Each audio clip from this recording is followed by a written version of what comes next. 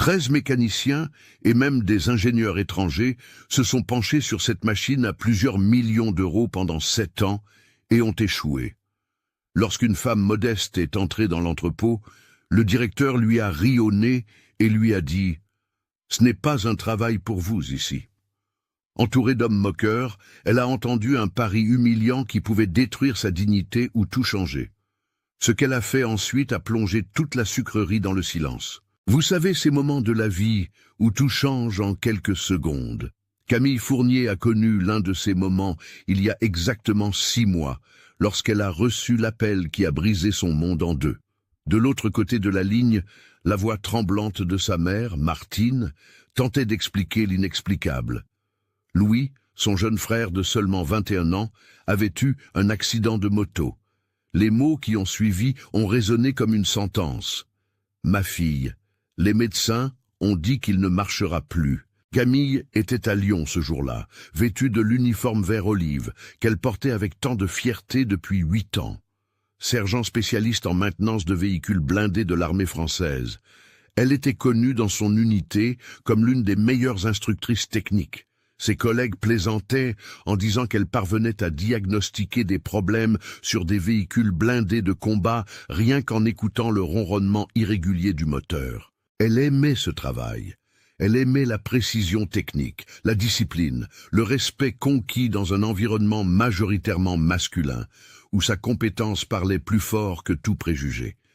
Mais l'amour d'un frère parle encore plus fort. Louis était sa responsabilité depuis l'enfance, quand elle, 7 ans son aînée, lui apprenait à faire du vélo dans la cour de leur petite maison à Bordeaux.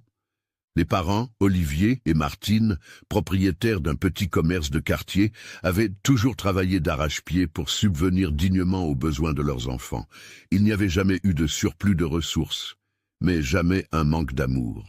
Et maintenant, avec Louis paraplégique, les coûts de traitement, de physiothérapie spécialisée et les adaptations de la maison étaient impossibles à supporter pour des commerçants modestes qui parvenaient à peine à maintenir leur affaire à flot. Camille n'a pas hésité un instant. Elle a demandé sa démobilisation de l'armée, a vendu l'appartement qu'elle avait tant peiné à acheter à Lyon et est retournée en province. Avec l'argent de la vente, elle a financé les premières opérations de Louis, a rénové la maison de ses parents en installant des rampes et des barres d'appui, a acheté un fauteuil roulant motorisé de qualité, mais les économies ont une date de péremption face à des traitements médicaux continus. 6 mois plus tard, l'argent s'épuisait et la réalité frappait à la porte comme un créancier impatient. Elle avait besoin d'un emploi d'urgence. Le problème est que Bordeaux et sa région, bien que prospères grâce à l'agro-industrie, regardaient encore avec méfiance les femmes dans les domaines techniques. Camille avait un CV enviable, cours complet de mécanique automobile au Centre de formation professionnelle industrielle, CFPI, à 19 ans. Spécialisation militaire en système hydraulique et électrique de véhicules lourds. 8 ans d'expérience pratique en maintenance de véhicules blindés de combat. Mais dans les 3 ateliers mécaniques où elle avait postulé, la réponse avait été la même. Nous n'avons pas de poste pour ce profil. Ce qui signifiait en réalité, nous n'embauchons pas de femmes pour les travaux lourds. C'est un matin d'août, alors qu'elle prenait son café noir dans la cuisine de ses parents et révisait sans espoir des annonces d'emploi, qu'elle a entendu 2 hommes converser à la boulangerie voisine. Ils parlaient de la sucrerie Sainte-Rita, à Agen, un géant du secteur sucrier qui fonctionnait bien en dessous de sa capacité depuis des années. On dit que Romain Dubois, le directeur des opérations, est une tête de mule qui n'accepte les conseils de personne, commentait l'un d'eux. La sucrerie pourrait rapporter des millions, mais elle est en train de mourir à cause de son entêtement et d'une mauvaise gestion de la maintenance. Camille a noté le nom, Sucrerie Sainte-Rita, Romain Dubois. Le lendemain, avant que le soleil ne darde ses premiers rayons sur la campagne, elle conduisait son pick-up Dacia Logan de 2015, la seule chose qui lui restait de sa vie militaire sur les 40 kilomètres de route entre Bordeaux et Agen. Elle a traversé des champs de betteraves sucrières infinis, le vert gris des feuilles ondulant dans le vent chaud du matin. La sucrerie est apparue à l'horizon comme une petite ville industrielle.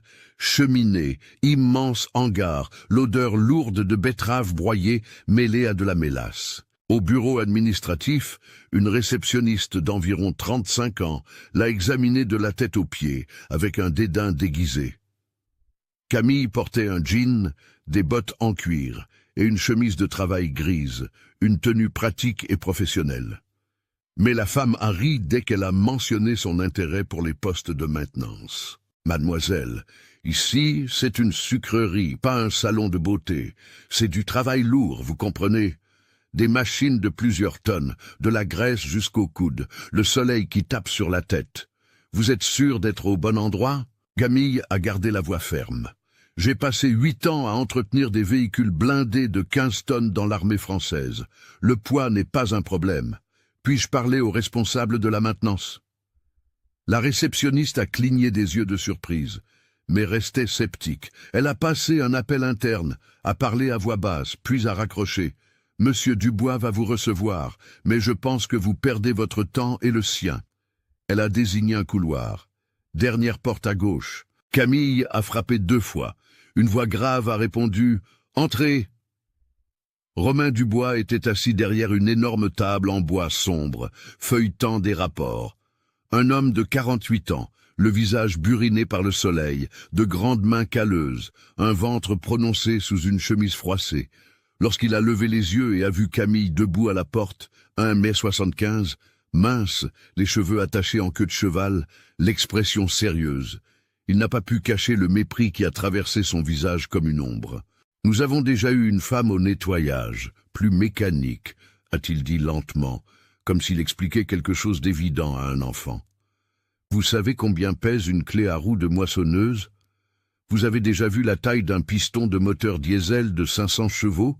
J'ai passé 8 ans à entretenir des véhicules blindés de 15 tonnes, a répété Camille avec patience. J'ai travaillé avec des systèmes hydrauliques à pression extrême, des transmissions PowerShift, des moteurs turbo-diesel en conditions de combat. Le poids et la complexité technique ne sont pas des problèmes. Romain s'est adossé à sa chaise et a laissé échapper un rire court et sec. Blindé, vous croyez qu'un petit camion de l'armée, c'est comme une machine agricole? Ici, nous traitons de vrais équipements, pas des jouets militaires. Il s'est levé, s'est approché d'elle, à pas lourd. Vous savez ce que j'ai là, dans le hall principal? Une moissonneuse Case IH A1800. Vous savez combien ça coûte? 3,8 millions d'euros. Le top absolu. Un gros moteur Cursor 13 de FPT, PowerShift à 16 vitesses, système de coupe de dernière génération. Et vous savez depuis combien de temps elle est à l'arrêt? 7 ans. 7. Il a croisé les bras, le mépris maintenant mêlé à une sorte de défi cruel. 13 mécaniciens spécialisés se sont penchés sur cette machine, des gens de Case IH, des techniciens venus de Paris, même 2 ingénieurs des États-Unis.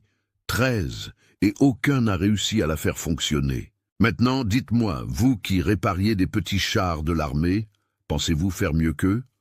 Camille a soutenu son regard sans ciller. Puis-je voir la machine? Romain a cligné des yeux, surpris par la réponse directe.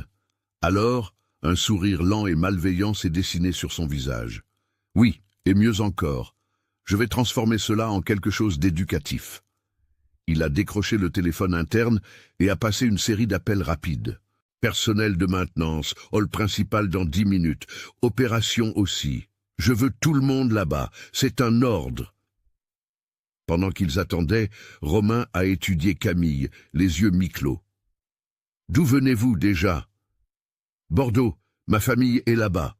Elle a confirmé d'un hochement de tête.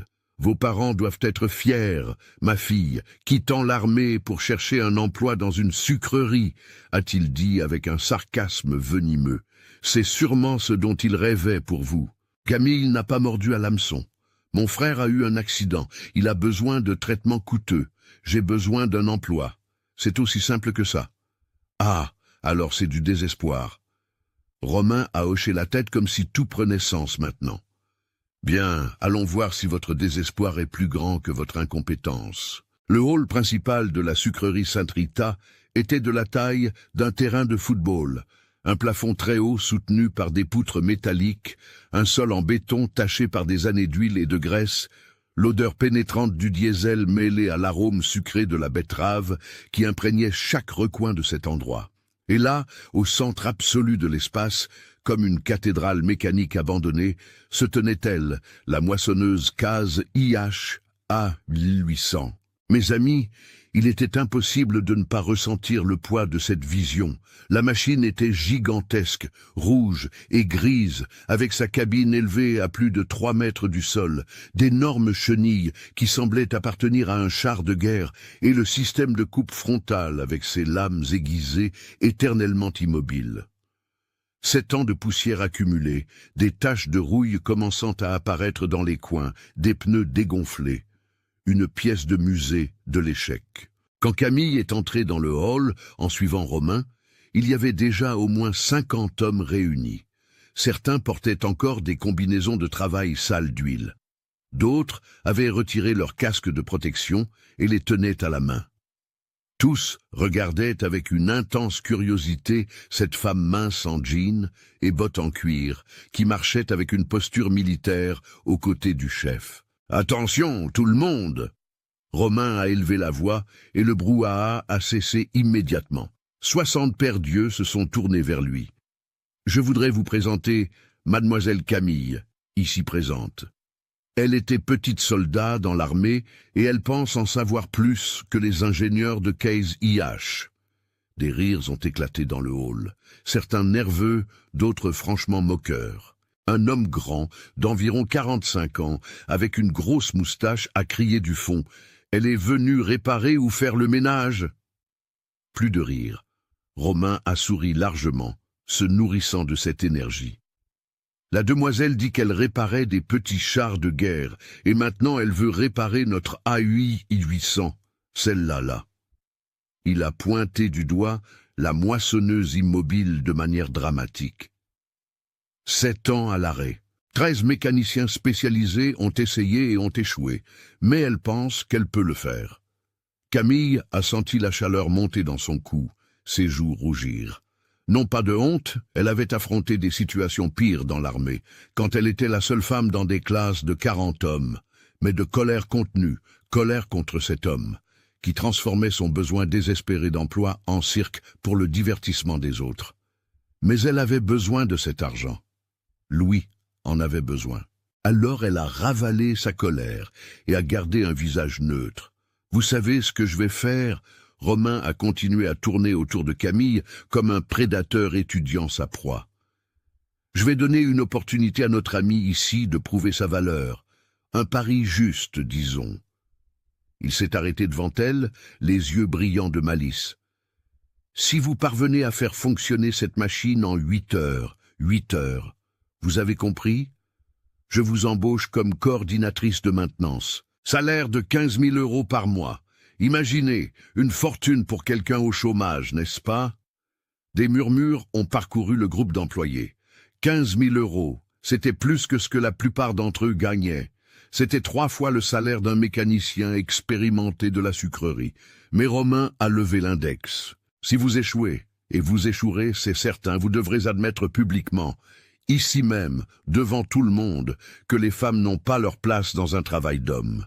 Et de plus, vous enregistrerez une vidéo pour vous excuser d'avoir fait perdre leur temps à nous tous. Une très belle vidéo que nous pourrons montrer à toute autre jeune femme qui se présentera ici avec des idées fausses en tête. Plusieurs hommes avaient déjà sorti leur téléphone portable. Camille a vu les objectifs pointés sur elle. Certains enregistrant déjà, attendant le moment viral où elle refuserait, ou mieux encore, accepterait et échouerait spectaculairement. « Alors, mademoiselle, » Romain a croisé les bras, « vous acceptez ou vous partez la queue entre les jambes ?» Le silence qui s'est installé dans le hall était lourd comme du plomb. Camille pouvait entendre son propre cœur battre. Elle pouvait sentir des dizaines de regards fixés sur elle, attendant, jugeant, pariant sur son échec. Et puis elle s'est souvenue. Elle s'est souvenue de Louis à l'hôpital, le visage pâle quand les médecins avaient expliqué qu'il ne sentirait plus jamais ses jambes. Elle s'est souvenue de sa mère, pleurant doucement dans la cuisine, quand elle pensait que personne ne la voyait, comptant des pièces pour acheter les médicaments les moins chers. Elle s'est souvenue de son père Olivier, un homme de 61 ans, qui travaillait 12 heures par jour dans le commerce et ne se plaignait jamais, jamais de rien. Elle n'était pas là par égo, elle était là par amour. « J'accepte », a dit Camille, la voix coupant le silence, « mais pas pour le pari. J'accepte parce que j'ai besoin de ce poste, parce que j'ai la compétence nécessaire et parce que cette machine ne mérite pas de pourrir ici quand elle peut travailler. » Romain a cligné des yeux, surpris par la réponse. Il s'attendait à de la soumission ou du désespoir, mais il y avait de la dignité dans ses mots. Cela l'a encore plus irrité. « Voyons, » a-t-il dit avec sarcasme. « Bien, alors commençons. 8 heures. Le chronomètre tourne maintenant. » Il a ostensiblement regardé sa montre coûteuse. Il est exactement 10h47 du matin. À 18h47, nous reviendrons ici pour voir le résultat, ou plutôt pour vous voir admettre que vous avez échoué. Les employés ont commencé à se disperser, mais au moins 20 sont restés à proximité, curieux, voulant voir ce qu'elle ferait. Certains tenaient encore leur téléphone portable en train d'enregistrer. Camille a ignoré tout le monde et s'est dirigée vers la moissonneuse. De près, la machine était encore plus impressionnante. Elle a lentement fait le tour de l'équipement, observant chaque détail, les chenilles à maillons en acier renforcé, le système de coupe avec des lames disposées à un angle précis, la cabine avec des commandes électroniques visibles à travers le verre poussiéreux, le capot arrière qui cachait le moteur Cursor 13. « Tu cherches quoi, la poupée ? Le bouton marche, arrêt ?» L'un des mécaniciens restés à proximité s'est moqué. D'autres ont ri. Camille s'est tournée vers Romain, qui s'était appuyé sur un établi d'outils, les bras croisés, observant avec l'expression de quelqu'un qui attend un spectacle. « J'ai besoin de tous les rapports, des 13 mécaniciens qui ont travaillé sur cette machine. Rapports techniques, diagnostics, pièces remplacées, tout. » Romain a haussé les sourcils, sincèrement surpris. « Vous voulez les rapports ? » ?»« Oui, tous. Maintenant, si possible. » Il a hésité. Il ne s'attendait pas à ce qu'elle fasse une telle demande. C'était le genre de choses qu'un mécanicien expérimenté demandait. Quelqu'un qui comprend qu'un diagnostic commence par un historique. « D'accord, » a-t-il grommelé, mal à l'aise d'avoir été pris de court. « Marc, va aux archives et apporte tous les rapports de la 800. Dossier rouge dans l'armoire 3. » Un homme grand d'environ 50 ans est parti en courant. Il est revenu 10 minutes plus tard, portant un dossier volumineux rempli de papier. Romain l'a remis à Camille avec un sourire ironique. « Voici votre lecture. Bonne chance pour comprendre le rapport technique en anglais. » Camille a pris le dossier, a trouvé un tabouret près de la machine, s'est assise et a commencé à lire. Et a lu et a lu. Premier rapport, case IH, technicien Robert Lefebvre, mai 2018. Moteur Cursor 13 présente une panne d'allumage intermittente. Remplacé. Pompe d'injection, bougie de préchauffage, capteur MAF. Résultat négatif. Deuxième rapport, case IH, ingénieur Jacques Moreau, août 2018. Système électrique entièrement vérifié. Faisceau de câbles remplacé. Centrale électronique reprogrammée. Nouvelle batterie installée. Résultat, la machine démarre, mais ne transmet pas de puissance. Troisième rapport, mécanique diesel, technicien Paul Martin, novembre 2018, soupçon de problème au volant moteur, volant retiré et inspecté, embrayage changé. Résultat, le problème persiste. Camille lisait avec une attention chirurgicale, prenant des notes dans un carnet qu'elle avait sorti de sa poche. Elle griffonnait des chiffres, dessinait des diagrammes simples, encerclait des informations spécifiques. 1 heure s'est écoulée. Romain, qui était parti s'occuper d'autre chose, est revenu dans le hall et a été visiblement irrité de voir Camille toujours assise à lire. 2 heures sont passées et vous n'avez même pas mis la main sur la machine. Vous traînez, pensant que si vous faites semblant de travailler, nous aurons pitié. Camille a levé les yeux de ses papiers pour la première fois en 2 heures. Son regard était froid, concentré. Tous ces 13 mécaniciens ont commis la même erreur fondamentale que nous apprenons à ne pas commettre dans l'armée, diagnostiquer dans la précipitation. Ils sont arrivés ici avec des idées préconçues sur l'origine du problème et ont attaqué directement sans étudier l'historique complet. J'étudie leurs erreurs pour ne pas les répéter. La réponse était si technique, si sûre, que Romain est resté sans voix pendant quelques secondes. Il a masqué son malaise par plus d'agressivité. Ça reste du blabla. Je veux voir du concret. Vous verrez, a répondu Camille, et elle est retournée au rapport. Encore une demi-heure.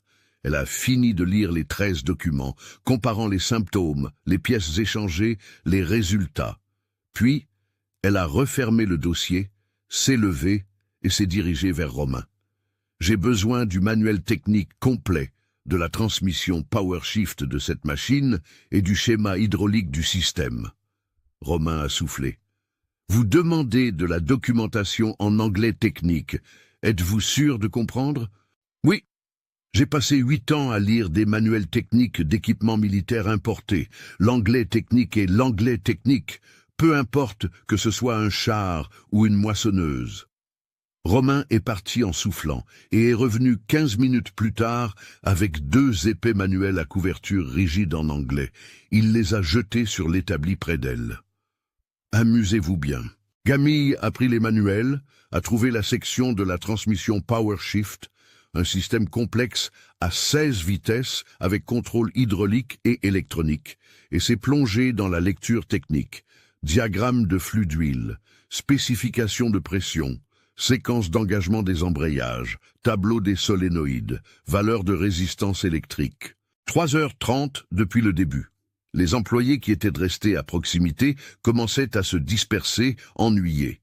Après tout, voir quelqu'un lire n'était pas vraiment excitant. Romain allait et venait toutes les 20 minutes, de plus en plus impatient. Puis, à la marque exacte de 4 heures, Camille a refermé le manuel, avec un claquement sec qui a résonné dans le hall. Elle s'est levée, a marché jusqu'à Romain qui conversait avec 2 contremaîtres et l'a interrompu sans cérémonie. Le problème n'est pas dans le moteur, il n'a jamais été là. Romain s'est retourné brusquement. Quoi? Tous les 13 mécaniciens se sont concentrés sur le moteur Cursor 13, a poursuivi Camille d'une voix ferme. Ils ont supposé que le problème venait de là parce que la machine ne développait pas de force. Mais d'après les symptômes décrits dans les rapports, le moteur démarre normalement, le régime monte, mais il n'y a pas de transmission de puissance aux chenilles. Sans bruits anormaux de composants mécaniques, le moteur est parfait. Le problème est dans la transmission PowerShift. Romain a ouvert la bouche, l'a fermée, l'a rouverte. Pouvez-vous imaginer sa confusion mentale à ce moment-là? Pendant 7 ans, 13 professionnels hautement qualifiés avaient dit que le problème était dans le moteur, dans l'électronique, dans le système électrique. Et maintenant, une femme qu'il avait tenté d'humilier publiquement disait que tout le monde avait manqué la cible. « Comment pouvez-vous en être si sûr ?» a-t-il demandé. Et pour la première fois, il y avait autre chose que du mépris dans sa voix. Il y avait une curiosité sincère, mêlée à la peur d'avoir tort. C'est parce que dans l'armée, quand un blindé présente une perte de puissance intermittente, le moteur fonctionne, mais le véhicule ne bouge pas ou bouge sans force, nous apprenons que 70% du temps, le problème n'est pas là où il semble être, il est dans le système de transmission de force. Et les symptômes décrits dans les rapports sont identiques à ceux que je voyais sur des blindés avec des valves régulatrices bloquées par la contamination d'huile dégradée. Elle a consulté ses notes. De plus, le rapport de l'ingénieur américain Jacques Moreau mentionne que lorsqu'il a activé la transmission lors du test, il a entendu un léger sifflement d'air s'échapper. Il a pensé que c'était normal, mais ce ne l'est pas. C'est une fuite de pression hydraulique causée par un joint compromis dans la ligne de la valve PRV3. Et le rapport de Paul Martin de novembre 2018 indique qu'il a mesuré la pression du système et a trouvé 23 bars alors qu'elle devrait être de 32 bars. Il a attribué cela à une pompe hydraulique faible et a changé la pompe, Mais la nouvelle pompe n'a pas résolu le problème, car ce n'était pas la pompe qui générait une faible pression, c'était la valve qui ne maintenait pas la pression générée. Le silence qui est tombé sur le hall était absolu. Les employés qui étaient encore à proximité se sont rapprochés, formant un demi-cercle autour de Camille et Romain. Certains chuchotaient entre eux, d'autres écoutaient simplement, bouche bée. « Vous pariez votre réputation là-dessus » a demandé Romain. Et maintenant, il y avait une tension réelle dans sa voix. « Je ne parie rien » a corrigé Camille. « Je dis un fait technique. La valve PRV3 est bloquée. Je vais le prouver. » Elle a regardé sa montre. 4h15 depuis le début. Il restait 3h45. J'aurais besoin d'outils. Jeu de clés. Allen millimétrique. Clés dynamométriques calibrées jusqu'à 200 Nm. Clés à molette de 19 à 36. Douilles à 6 pans. Levier de démontage. Récipient pour vidanger l'huile. Chiffon propre. Solvant pour nettoyage de composants hydrauliques et l'ordinateur portable de diagnostic de la sucrerie avec le logiciel de Case IH installé. Romain a hésité une seule seconde avant de faire un geste à Marc le mécanicien. « Vous avez entendu la demoiselle ? Préparez tout ça vite. » Pendant que Marc courait chercher les outils, Camille a retiré la chemise à manches longues qu'elle portait par-dessus son débardeur, l'a soigneusement pliée et l'a posée sur l'établi. Elle a noué un chiffon propre dans ses cheveux attachés, a enfilé les gants en caoutchouc nitrile qu'elle portait toujours dans son sac à dos. Une habitude de l'armée. Quand Marc est revenu avec la caisse à outils et le chariot d'équipement, elle était déjà à côté de la moissonneuse, étudiant le capot d'accès à la transmission.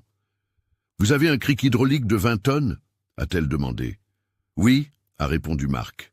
« Pourquoi ? Je devrais lever partiellement la machine pour accéder à l'ensemble intermédiaire de la transmission par le bas. » Marc a apporté le cric. Camille l'a positionné sous le châssis renforcé. Elle a actionné le levier avec des mouvements précis jusqu'à ce que la machine monte d'environ 40 cm, suffisamment pour qu'elle puisse s'allonger sur le dos sur le sol et glisser en dessous. Et c'est exactement ce qu'elle a fait. Mes amis, vous devez comprendre une chose.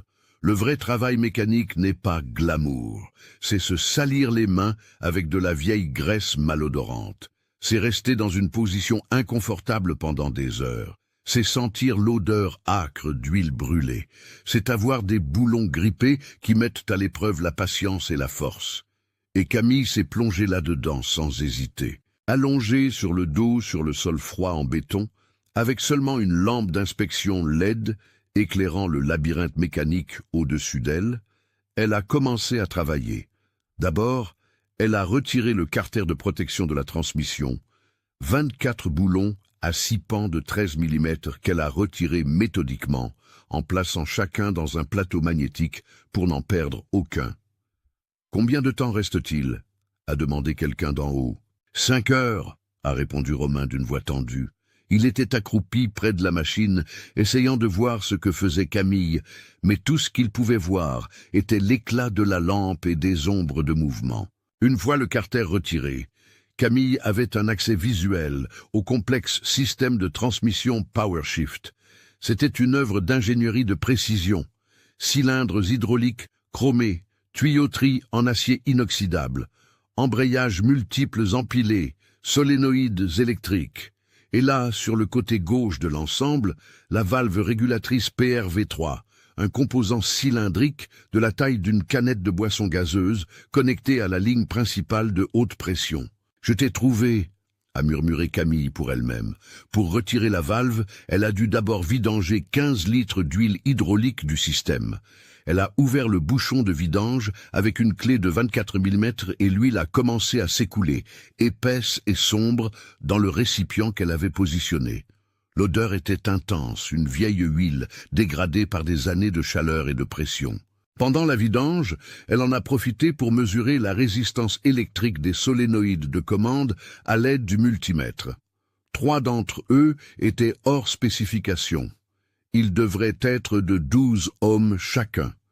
Mais le S4 marquait 18 ohms, le S7 marquait 9 ohms et le S11 était complètement ouvert, sans continuité. J'aurais besoin de 3 solénoïdes de remplacement, a-t-elle crié de sous la machine. S4, S7 et S11. Vous en avez en stock? Silence, embarrassé d'en haut. Non, a admis Romain. Ces pièces coûtent 800 € chacune, et nous n'avons jamais pensé que le problème était là. Camille a glissé hors de sous la machine, le visage taché de graisse, mais les yeux brillants de détermination. Vous n'avez pas une autre moissonneuse ici, même si elle est mise au rebut? Marc a hoché la tête lentement. Nous avons une A7700, une vieille machine dans la cour arrière. Elle est hors d'usage, mais il y a encore des pièces utilisables. Les solénoïdes sont compatibles, même famille de transmission. Allez les chercher. 2 hommes sont partis en courant, sont revenus 20 minutes plus tard avec 3 solénoïdes sales, mais fonctionnels. Camille a testé chacun avec le multimètre. Tous marquaient 12 ohms, parfait. Ceux-ci feront l'affaire. Elle est retournée sous la machine. 6 heures depuis le début. Il restait 2 heures. L'huile complètement vidangée, elle a commencé à déconnecter les tuyauteries qui alimentaient la valve PRV3. C'étaient des connexions à haute pression avec des joints spéciaux. Elle a travaillé avec un soin extrême pour ne pas endommager les filetages ou perdre les joints. 15 minutes plus tard, la valve était libre. Lorsque Camille a glissé pour sortir, tenant le composant, les hommes autour se sont approchés pour voir. La valve était lourde, environ 3 kilos d'acier et de bronze. Elle l'a posée sur l'établi, sous la lumière forte, et a commencé à la démonter.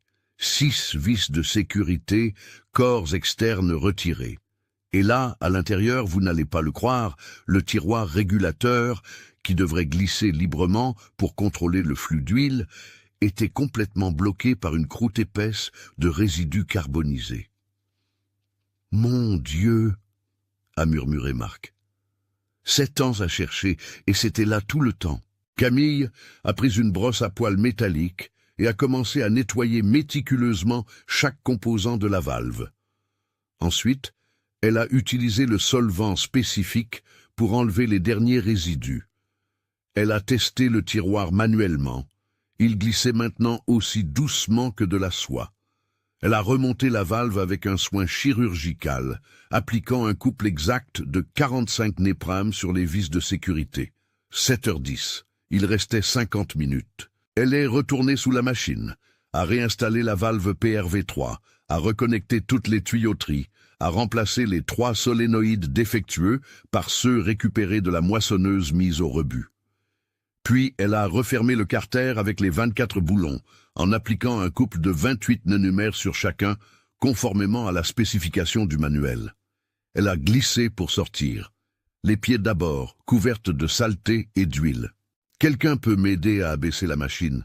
Marc a actionné le cric hydraulique, abaissant la moissonneuse en douceur jusqu'à ce qu'elle se pose sur le sol. Camille est montée sur la machine en utilisant les marchepieds latéraux, a ouvert le compartiment moteur et a commencé à réapprovisionner le système hydraulique avec de l'huile neuve. 15 litres d'Ambra HVI 68, viscosité exacte spécifiée par Case IH. Elle a refermé le réservoir. 7h40. Il restait 20 minutes. Maintenant, je dois recalibrer le système électroniquement, a-t-elle dit. Elle a pris l'ordinateur portable de diagnostic, l'a connecté au port OBD de la machine et a lancé le logiciel. L'écran a affiché des codes d'erreur accumulés sur 7 ans. E047, E12, E203. Elle les a effacés un par un, puis a accédé au menu de calibration hydraulique. Pression du système, ajustée à exactement 32 bars. Synchronisation des embrayages. Elle a recalibré la séquence d'engagement. Réponse des solénoïdes, elle a programmé les temps d'ouverture et de fermeture. 10 minutes de programmation concentrée, les doigts volant sur le clavier. 8h05. Camille a sauvegardé les configurations, a déconnecté l'ordinateur portable et s'est assise sur le siège de l'opérateur. La cabine sentait le moisi et la poussière. Elle a inséré la clé dans le contact, a regardé par la fenêtre. Romain était juste en dessous, le visage pâle, les mains tremblant visiblement. Autour de lui, au moins 40 employés s'étaient rassemblés. Certains tenaient des téléphones portables. D'autres observaient simplement avec l'expression de quelqu'un qui est témoin de quelque chose d'impossible. Camille a tourné la clé. Le moteur Cursor 13 a toussé une fois, deux fois, et à la troisième, il a rugi à la vie avec le son profond et puissant de 517 chevaux diesel, se réveillant d'un sommeil de 7 ans. Le hall entier a tremblé sous le rugissement. Certains hommes ont reculé d'un pas, effrayés par l'explosion soudaine de son et de vie. Camille a laissé le moteur stabiliser au ralenti, a vérifié les indicateurs. Pression d'huile, température, rotation, tout était parfait. Puis de la main droite, elle a actionné le levier de la transmission Power Shift et pour la première fois en 7 ans, la moissonneuse A8C800 s'est mise en mouvement. Les chenilles ont tourné doucement. La machine de 15 tonnes a glissé en avant de 3 mètres, puis en arrière de 2 mètres. Camille a activé le système de coupe. Les lames ont commencé à tourner. Elle a soulevé et abaissé la tête de coupe. Elle a testé les 16 vitesses. Chacune s'engageait parfaitement. Transmission douce, sans à-coups, sans bruit. Et puis elle a éteint le moteur, a ouvert la porte de la cabine et est descendue. Le silence dans le hall était sépulcral, jusqu'à ce qu'un homme, le mécanicien Marc, celui qui avait apporté les outils, commence à applaudir lentement au début. Puis un autre s'est joint. Et un autre. Et en quelques secondes, les 40 hommes applaudissaient debout, certains avec des larmes coulant sur leur visage, parce qu'ils savaient ce que cette machine à l'arrêt avait coûté. Des emplois pour des dizaines de collègues licenciés au fil des ans, des salaires réduits, des équipes coupées.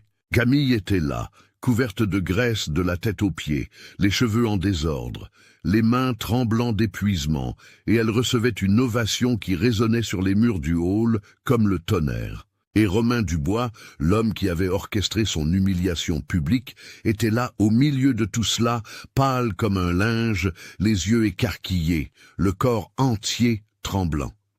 Il a trébuché jusqu'à Camille. Puis, devant les 60 employés qui avaient été témoins de sa cruauté, Romain est tombé à genoux sur le sol en béton. « Je vous ai jugé, a-t-il dit, la voix brisée. Je vous ai humilié. J'ai douté de vous par pur préjugé. Vous, en 8 heures, avez fait ce que 13 spécialistes n'ont pas fait en 7 ans. » Des larmes ont commencé à couler sur son visage endurci. « Je vous demande pardon, et je demande pardon à toutes les femmes que j'ai méprisées dans ma vie par pure ignorance et arrogance. » Camille a regardé Romain à genoux devant elle, cet homme de 48 ans qui 2 heures plus tôt la traitait de plaisanterie, et a senti quelque chose de complexe bouger dans sa poitrine. Ce n'était pas la satisfaction de la vengeance. Elle n'avait jamais voulu de vengeance. Ce n'était pas du mépris. Elle comprenait que les gens portaient des préjugés, non par pure malice, mais par ignorance cultivée au fil des décennies. C'était quelque chose de plus profond. La tristesse de reconnaître combien de talents cet homme avait dû gaspiller au fil des ans. Combien de personnes compétentes il avait dû écarter en jugeant par l'apparence et non par la capacité. Elle a respiré profondément, a essuyé ses mains sales de graisse sur un chiffon et s'est accroupie devant lui, à la hauteur de ses yeux. « J'accepte vos excuses », a-t-elle dit d'une voix ferme, mais sans cruauté. « Mais je n'accepterai pas le poste de coordinatrice. Pas encore. » Romain a cligné des yeux, confus, essuyant les larmes de son visage avec le revers de sa main. « Comment ça ? Je veux travailler 2 semaines comme simple mécanicienne en recevant le salaire d'un mécanicien ordinaire. Le même que n'importe quel homme ici reçoit pour le même travail, a expliqué Camille. Si après cette période, vous prouvez, non pas avec des mots, mais avec des actions, que vous avez réellement changé de mentalité, alors nous discuterons de la coordination. Je ne veux pas d'un poste donné par culpabilité ou pitié. Je veux un poste que je mérite et que vous m'offrez parce que vous reconnaissez ma vraie valeur. » Le silence qui est tombé sur le hall avait une texture différente. Maintenant, ce n'était pas le silence de l'humiliation ou du choc, c'était le silence du respect. Plusieurs employés échangeaient des regards, certains hochant la tête, approuvant sa décision. Romain est resté à genoux quelques secondes de plus, absorbant. Puis il s'est levé lentement, a épousseté son pantalon et a tendu la main à Camille. « J'accepte vos conditions. Vous commencez demain, 7 heures du matin, salaire de 4 500 €, le même que les mécaniciens expérimentés ici. Et merci. Merci de me donner la chance d'être une meilleure personne. » Camille lui a serré la main. La grande main calleuse de Romain a enveloppé la sienne, plus petite et tout aussi marquée par des années de travail acharné. Ce fut une poignée de main ferme et honnête. Les employés ont commencé à se disperser, retournant à leurs activités, mais beaucoup se sont approchés de Camille avant de partir. Marc, le mécanicien de 50 ans qui avait apporté les outils, a été le premier. « Mademoiselle, je dois aussi vous demander pardon. J'ai ri. Je pensais que c'était une blague, mais vous m'avez appris une leçon que je garderai toute ma vie. » Il avait les yeux embués. « Ma fille a 19 ans et veut faire des études d'ingénierie mécanique. Je l'ai toujours découragée, lui disant que c'était un domaine difficile pour une femme. Quand je rentrerai à la maison aujourd'hui, je lui demanderai pardon et lui dirai qu'elle peut suivre son rêve. » D'autres mécaniciens se sont approchés un par un. Certains demandaient pardon, d'autres voulaient juste lui serrer la main, la féliciter. Un jeune homme d'environ 25 ans, timide, a attendu que tous soient partis avant de s'approcher. « Puis-je poser une question technique ?» a-t-il dit doucement. « Bien sûr. » Camille a souri en rangeant ses outils dans son sac à dos. « Comment avez-vous su que le problème était dans la valve et pas ailleurs? Quel a été le détail qui vous a donné la certitude ?» Camille a arrêté ce qu'elle faisait et a regardé le jeune homme avec attention. Il avait une soif de connaissance dans les yeux, ce type de curiosité sincère qui sépare ceux qui travaillent par obligation de ceux qui travaillent par passion. « Ce sont 3 choses, a-t-elle expliqué. Premièrement, le moteur démarrait normalement. Si le problème avait été dans la combustion ou la partie mécanique du moteur, il n'aurait pas démarré aussi proprement.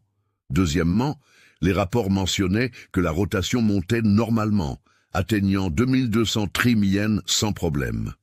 Cela signifie que le moteur générait de la puissance. Alors, pourquoi la puissance n'atteignait-elle pas les chenilles? Parce qu'elle était perdue en chemin, dans la transmission. Et troisièmement, la combinaison d'une pression hydraulique inférieure à la spécification, plus ce sifflement d'air que l'ingénieur américain a entendu, c'étaient 2 symptômes d'une valve régulatrice compromise. Le jeune homme écoutait fasciné, prenant des notes mentales.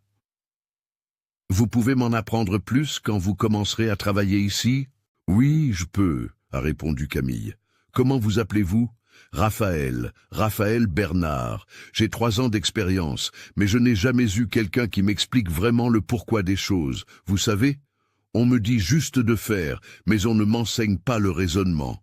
Alors, nous allons changer ça, a dit Camille, et il y avait quelque chose de maternel dans sa voix, cet instinct de partager le savoir que tout bon professionnel possède. Romain, qui s'était éloigné pour laisser de l'espace, mais continuait d'observer tout de loin, s'est rapproché de nouveau quand Raphaël est parti. « Puis-je vous poser une question personnelle ?» a-t-il dit, la voix hésitante. Camille a acquiescé. « Vous avez dit que vous êtes revenu de l'armée parce que votre frère a eu un accident. Il va bien ?» C'était une question sincère, sans arrière-pensée. Camille l'a reconnu dans son ton. Il est paraplégique, un accident de moto il y a 6 mois. Louis a 21 ans, toute la vie devant lui, et maintenant il est en fauteuil roulant. C'est pour ça que j'ai besoin de ce travail. Les traitements sont chers. Mes parents n'ont pas les moyens et mes économies s'épuisent. Romain a hoché la tête lentement, les yeux perdus. J'ai eu une fille, a-t-il dit à voix basse. Gabrielle, elle avait 17 ans quand elle est morte dans un accident de voiture, il y a 8 ans. Il a fait une pause, a dégluti. Elle voulait étudier la médecine vétérinaire, elle aimait les animaux, elle ramenait toujours des bêtes abandonnées à la maison. Ma femme devenait folle, mais j'adorais voir sa joie s'occuper de ces petites bêtes. Camille est restée silencieuse, le laissant parler. Après la mort de Gabrielle, ma femme n'a pas supporté la douleur et nous nous sommes séparés. Cela fait 6 ans que je vis seul dans cette grande maison, travaillant comme un fou pour ne pas avoir à penser, pour ne pas avoir à ressentir. » Romain a regardé directement Camille. « Quand vous êtes entré dans mon bureau ce matin, vous savez ce que j'ai vu? J'ai vu une jeune femme du même âge que ma fille aurait maintenant. Et au lieu de me donner envie d'aider, cela m'a donné envie de détruire, parce que votre présence me rappelait elle, et je ne voulais pas être rappelé. Alors, j'ai canalisé ma douleur sous forme de cruauté. » Pouvez-vous imaginer le poids de ces mots? Romain ne se justifiait pas, il s'expliquait, et il y a une énorme différence entre justifier et expliquer. Justifier, c'est essayer de rendre l'erreur acceptable. Expliquer, c'est reconnaître d'où vient l'erreur, sans chercher à l'absoudre. « Je suis désolé pour votre fille », a dit Camille sincèrement. « Perdre un enfant doit être la pire douleur du monde, mais transformer cette douleur en arme contre d'autres personnes n'honore pas sa mémoire. Gabriel aurait aimé vous voir aider des jeunes à réaliser leurs rêves, pas à les détruire. » Romain a hoché la tête lentement. « Vous avez raison, complètement raison. » Il a éclairci sa gorge. « Demain matin, quand vous arriverez, je vous présenterai à toute l'équipe de maintenance, non pas comme la nouvelle venue, mais comme Camille Fournier, mécanicienne spécialisée, vétérane de l'armée française et la personne la plus compétente techniquement qui ait jamais travaillé dans cette sucrerie. »« Merci, » a dit Camille, et pour la première fois depuis son arrivée ce matin-là, elle a souri. Un sourire petit, fatigué, mais sincère. Romain a hésité comme s'il voulait dire autre chose, mais ne savait pas comment. « Enfin, vous avez un moyen de transport pour faire l'aller-retour chaque jour depuis Bordeaux, ce sont 40 kilomètres. J'ai mon pick-up, ça consomme un peu, mais ça va. La sucrerie peut vous fournir du carburant, » a dit Romain. « Cela fait partie des avantages. » Il a fait une pause. « Et si vous avez besoin d'une avance sur salaire pour le traitement de votre frère, venez me voir, nous trouverons une solution. » Camille l'a regardé avec surprise. « Vous n'avez pas besoin de faire ça. Je sais, mais je veux le faire.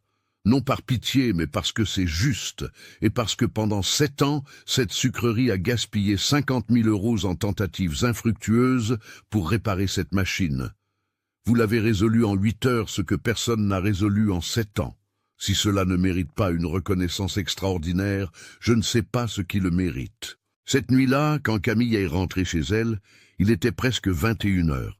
Elle était épuisée, sale, chaque muscle de son corps endolori. Mais quand elle est entrée et a vu Louis dans le salon, assis dans son fauteuil roulant en regardant la télévision, et qu'il a tourné la tête et a demandé « Alors, sœur, tu as eu le travail ?» Elle a affiché le plus grand sourire. « Oui, et d'une manière que tu ne croiras pas quand je te raconterai. » Olivier et Martine sont sortis de la cuisine en s'essuyant les mains sur des torchons, l'attente sur leur visage fatigué. Quand Camille a confirmé qu'elle était employée, qu'elle commencerait le lendemain, que le salaire était de 4 500 € et qu'il y avait une possibilité d'évolution, les 3 ont pleuré. Ils ont pleuré de soulagement, de bonheur, d'espoir renouvelé. « Je savais que ma fille en était capable, » a dit Olivier, la voix nouée, en serrant fort Camille dans ses bras. « Je l'ai toujours su. Et cette nuit-là, pour la première fois en 6 mois, la famille Fournier a dormi en paix. Au cours des 2 semaines suivantes, Camille n'a pas seulement prouvé sa supériorité technique par rapport à n'importe quel mécanicien de la sucrerie Saint-Rita, elle a aussi commencé à enseigner. Pendant les pauses déjeuner, elle réunissait les jeunes mécaniciens et expliquait les techniques de diagnostic qu'elle avait apprises à l'armée, comment lire efficacement les manuels techniques, comment documenter clairement les pannes, comment développer un raisonnement logique pour identifier la cause première des problèmes. Raphaël, le jeune homme timide de 25 ans, est devenu pratiquement son apprenti. Elle percevait en lui le même amour de la mécanique qu'elle avait, le même désir de comprendre non seulement le comment, mais le pourquoi. Et Romain observait tout, travaillant à ses côtés dans les halls, se salissant les mains pour la première fois depuis des années, réapprenant l'humilité. Le 15e jour, Romain a convoqué une réunion générale. Les 180 employés de la sucrerie, du nettoyage à l'administration, des opérateurs de terrain aux mécaniciens, se sont réunis dans la cour principale à 16 heures. Romain est monté sur une petite estrade improvisée. Je voudrais vous présenter la nouvelle responsable de la maintenance de la sucrerie Saint-Rita, Camille Fournier. Salaire de 22 000 € par mois, autorité totale sur toute l'équipe technique et mon respect absolu. Des applaudissements ont éclaté, mais Romain a levé la main demandant le silence. Et je tiens à m'excuser publiquement une fois de plus. Mes excuses pour avoir tenté d'humilier une professionnelle compétente. Mes excuses pour avoir failli laisser cette sucrerie perdre le plus grand talent technique qui ait jamais franchi nos portes. Et mes excuses pour avoir mis des années à comprendre que la compétence n'a pas de genre. Camille est montée sur l'estrade à ses côtés.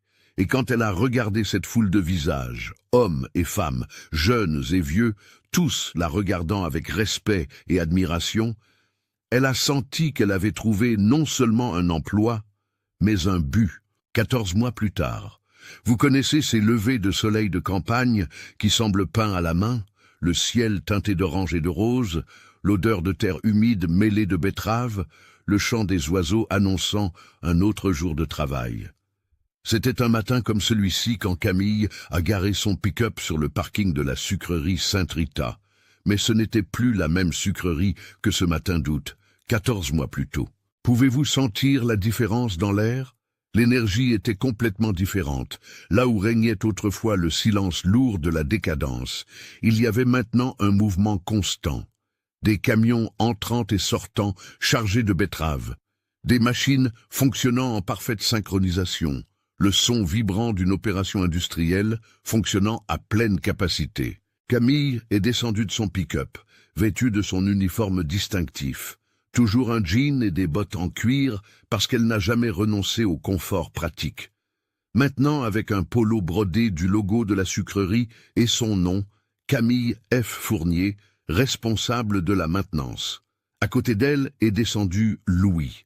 Oui, Louis, le jeune frère, qui 14 mois plus tôt était cloué dans un fauteuil roulant sans espoir d'amélioration.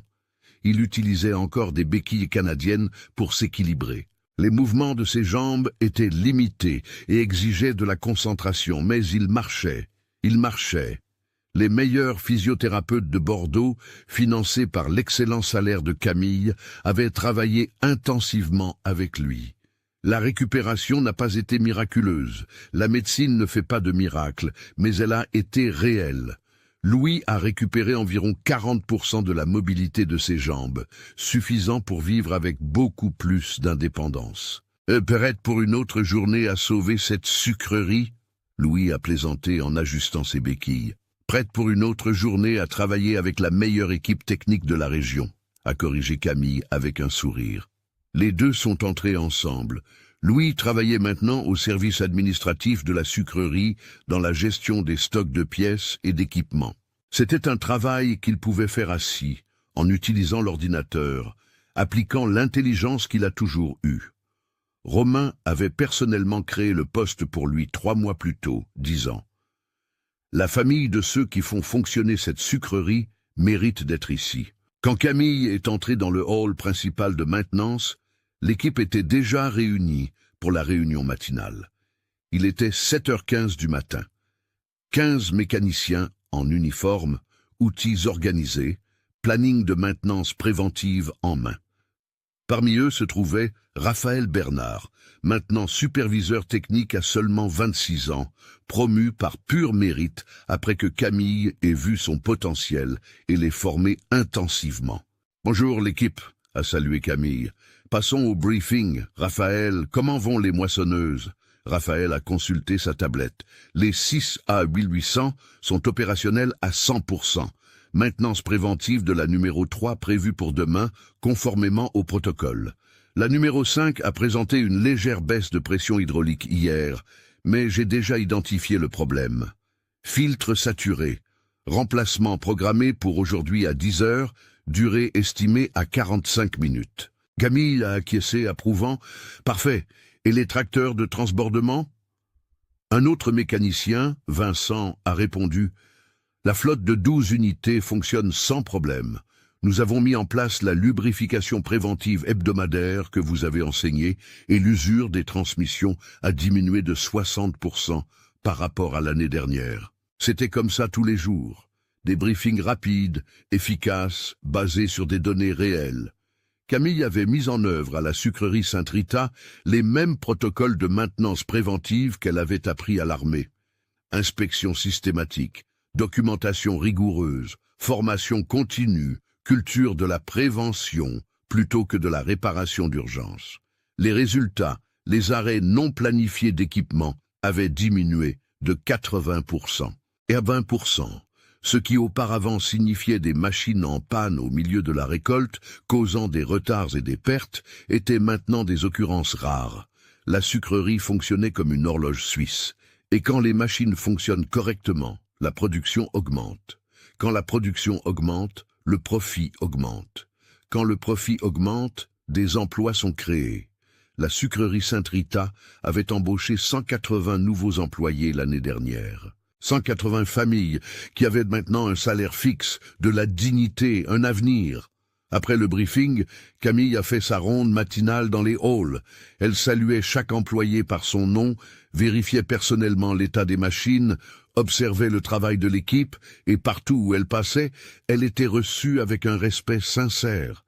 Pas le respect forcé qui vient de la peur, mais celui qui naît de l'admiration pour une compétence prouvée. Dans le hall de lavage, elle a trouvé Romain Dubois, qui 14 mois plus tôt était le directeur des opérations arrogant et plein de préjugés, travaillait maintenant comme coordinateur de terrain. Ce n'était pas une rétrogradation punitive, c'était son choix. 3 mois après que Camille ait pris ses fonctions de responsable, il avait demandé une réunion privée et dit « J'ai besoin de tout recommencer à zéro. J'ai besoin de réapprendre ce travail correctement, sans les mauvaises habitudes que j'ai accumulées pendant des décennies. Je veux travailler sur le terrain sous votre supervision, prouvant que j'ai vraiment changé. » Et il avait changé. L'homme qui était là, en combinaison sale de graisse, aidant à décharger des pièces de rechange, était profondément différent de celui qui avait tenté d'humilier Camille publiquement. Il avait 49 ans maintenant, les cheveux plus grisonnants, mais les yeux portaient une lumière qui n'existait pas avant, la lumière de quelqu'un qui a retrouvé un but renouvelé. « Bonjour Camille », a-t-il salué en la voyant. « Les courroies que vous avez demandées sont arrivées, 20 unités, spécifications correctes, j'ai déjà vérifié. »« Excellent travail, Romain », a-t-elle répondu. « Vous pouvez organiser l'équipe pour le remplacement sur les moissonneuses 2 et 4, protocole standard, checklist complète. » D'accord. Et il a hésité. Merci de me faire confiance pour coordonner ça. Camille a posé sa main sur son épaule. Vous avez gagné cette confiance chaque jour par un travail honnête et une attitude transformée. À 10h30, Camille avait une réunion dans la salle du conseil. Elle est montée au 2e étage du bâtiment administratif, un endroit qu'elle visitait rarement auparavant, mais qui faisait maintenant partie de sa routine. Elle était responsable, après tout, et les responsables participent aux décisions stratégiques. Dans la salle se trouvait le président de la sucrerie, Antoine Dupont, le directeur financier, le directeur commercial et les représentants des actionnaires. Camille était la seule femme à la table, mais elle n'était plus traitée comme une exception ou une curiosité. Elle était traitée pour ce qu'elle était, la professionnelle, qui avait sauvé cette entreprise de la faillite. « Camille, les chiffres du trimestre sont extraordinaires », a commencé Antoine en souriant. « Efficacité opérationnelle à 94%, record historique de la sucrerie. Les coûts de maintenance corrective ont diminué de moitié et pour la première fois en une décennie, nous allons clôturer l'exercice avec un bénéfice à 2 chiffres en pourcentage. C'est grâce à vous et à votre équipe. C'est grâce à une équipe qui a été correctement formée et valorisée, a corrigé Camille. Ces hommes ont toujours eu du talent. Ils avaient juste besoin d'une direction correcte, d'outils adaptés et de respect pour leur travail. Le directeur financier a feuilleté quelques papiers. Je voulais discuter de votre demande d'augmenter le budget de formation pour l'année prochaine. vous demandez 200 000 € pour des cours spécialisés pour l'équipe. Oui, je veux envoyer 5 mécaniciens suivre un cours avancé d'hydraulique industrielle à Paris, 3 pour une spécialisation en électronique embarquée et 2 pour une certification en soudure spéciale. L'investissement dans les personnes est un investissement dans la longévité opérationnelle de cette sucrerie. Il y a eu un échange de regards entre les directeurs. Alors, Antoine a acquiescé. Approuvé. Et Camille, y a-t-il autre chose que vous proposez? Il a sorti un document. Un programme de stage technique pour les jeunes de la région, avec priorité pour les femmes intéressées par la mécanique. Exactement, a confirmé Camille. Je veux accueillir 6 stagiaires par an, les former correctement, leur montrer que ce domaine n'est pas l'apanage des hommes. Si au moins la moitié d'entre elles décident de suivre une carrière technique, nous aurons déjà fait une différence. Antoine a souri, également approuvé. Et vous savez pourquoi? Parce que vous avez prouvé que la diversité n'est pas seulement un beau discours, c'est une stratégie commerciale intelligente. Quand Camille est sortie de la réunion, il était presque midi. Elle est allée à la cantine, a pris sa gamelle qu'elle avait apportée de chez elle. Riz, haricots, poulet grillé et salade, préparés par sa mère Martine, qui avait maintenant le temps de cuisiner avec amour, car elle n'avait plus besoin de travailler 14 heures par jour dans le commerce. Elle s'est assise à la table commune entre mécaniciens et opérateurs. Il n'y avait pas de table séparée pour les responsables là-bas. Camille avait aboli cela dès le premier mois. Nous mangeons la même nourriture, travaillons au même endroit, méritons de nous asseoir à la même table, avait-elle dit. Marc, le mécanicien de 51 ans qui s'était excusé ce premier jour, s'est assis à côté d'elle. Camille, ma fille m'a appelé hier. Elle a été acceptée en génie mécanique dans une grande école d'ingénieurs. Vous vous souvenez d'elle? Bien sûr que je me souviens, a dit Camille en souriant. Elle avait rencontré la fille de Marc 6 mois plus tôt, lorsque la jeune fille avait visité la sucrerie, curieuse de voir la femme dont son père ne cessait de parler. Camille avait passé un après-midi entier à lui montrer les machines, à expliquer les systèmes, à répondre à ses questions. Elle a dit que vous étiez son inspiration, a poursuivi Marc, la voix nouée. Elle a dit que si vous aviez réussi, elle aussi le pouvait. Et c'est, mes amis, la plus belle partie de cette histoire. Il ne s'agit pas seulement d'une femme qui a réparé une machine, il s'agit de la façon dont un acte de compétence et de dignité crée des ondes qui se propagent bien au-delà du moment initial. La nouvelle de ce qui s'était passé à la sucrerie Sainte-Rita s'était répandue dans la région. Les journaux locaux avaient fait des articles. Les chaînes YouTube du secteur sucrier avaient discuté du cas, et des femmes avaient commencé à apparaître. Des femmes cherchant des emplois techniques, des femmes s'inscrivant à des cours de mécanique, des femmes croyant que peut-être, juste peut-être, elles aussi pouvaient avoir leur place dans des domaines qu'on leur avait toujours dit être réservés aux hommes. Quand la journée de travail s'est terminée à 17 heures, Camille et Louis sont rentrés ensemble à Bordeaux. Sur la route, il a commenté « Tu sais ce qui est le plus fou dans tout ça, sœur ? Il y a 14 mois, nous étions fauchés, moi sans marché, toi sans emploi, et il semblait qu'il n'y avait pas d'issue. Et maintenant ?»« Maintenant ?» a demandé Camille en souriant. « Maintenant, tu es responsable d'une sucrerie qui est devenue une référence régionale. Je travaille et je me rétablis. Papa et maman sont sereins, et tu changes la vie d'autres femmes juste en existant et en étant bonne dans ce que tu fais. » Camille a senti ses yeux brûler. « Il ne s'agit pas de moi, Louis, il s'agit de toutes les femmes qui ont toujours été capables, mais n'ont jamais eu la chance de le prouver. J'ai juste eu la chance d'avoir une opportunité, même si elle est venue déguisée en humiliation. » Quand ils sont rentrés à la maison, Martine préparait le dîner. Olivier regardait le journal local dans le salon. La petite maison, maintenant entièrement adaptée aux besoins de Louis, sentait la cuisine maison et l'amour. « Comment s'est passée ta journée ?» a demandé Martine, servant le café chaud qu'elle savait que sa fille adorait après une longue journée. « C'était bien, maman, productif, normal, normal. » Ce mot avait un poids maintenant, car 14 mois plus tôt, la normalité semblait un luxe impossible. La normalité, c'était avoir un emploi, payer les factures, voir son frère marcher, même avec difficulté, avoir la paix en famille. Cette nuit-là, avant de dormir, Camille a ouvert son ordinateur portable et a vu qu'elle avait reçu un email. C'était d'une jeune fille de 17 ans, d'Agen, qui avait lu son histoire dans le journal. Le message disait « Bonjour Camille, je m'appelle Julie. J'ai toujours aimé bricoler des moteurs, comprendre comment les choses fonctionnent, mais tout le monde me disait que c'était bizarre, qu'une fille ne faisait pas ça. Quand j'ai lu votre histoire, j'ai pleuré parce que j'ai vu que je ne suis pas bizarre. Je suis juste différente, et différente peut être incroyable. Merci d'exister. Merci de ne pas avoir abandonné ce jour-là. Vous ne le savez pas, mais vous avez sauvé plus qu'une machine. Vous avez sauvé le rêve de nombreuses jeunes filles, y compris le mien. » Camille a lu ces mots 3 fois, et puis a pleuré. Elle a pleuré de gratitude, d'épuisement, de joie, de tout en même temps.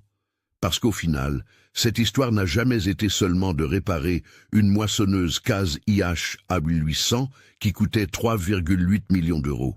Il s'agissait de réparer quelque chose de beaucoup plus précieux et de beaucoup plus brisé. L'idée que la compétence a un genre, que le talent se mesure à l'apparence, que les rêves ont des restrictions biologiques. Camille Fournier a prouvé que les plus grands obstacles au progrès ne sont pas les machines complexes ou les problèmes techniques difficiles, ce sont les préjugés qui aveuglent les gens au talent qui est juste devant eux. Ce sont les suppositions que nous faisons sur qui peut ou ne peut pas faire quelque chose, basées sur rien d'autre qu'une tradition vide et la peur du changement. Et quand une seule personne a le courage d'affronter ces obstacles, de prouver sa valeur, même quand tout le monde doute, elle ne gagne pas seulement un emploi. Elle ouvre un chemin et sur ce chemin, d'autres personnes trouvent la force de suivre leurs propres rêves. C'est l'histoire d'une mécanicienne qui a réparé des machines, mais c'est aussi l'histoire de comment réparer ce qui compte vraiment. Le respect, la dignité et la conviction que chaque personne mérite d'être jugée par ce qu'elle fait, pas parce qu'elle semble être.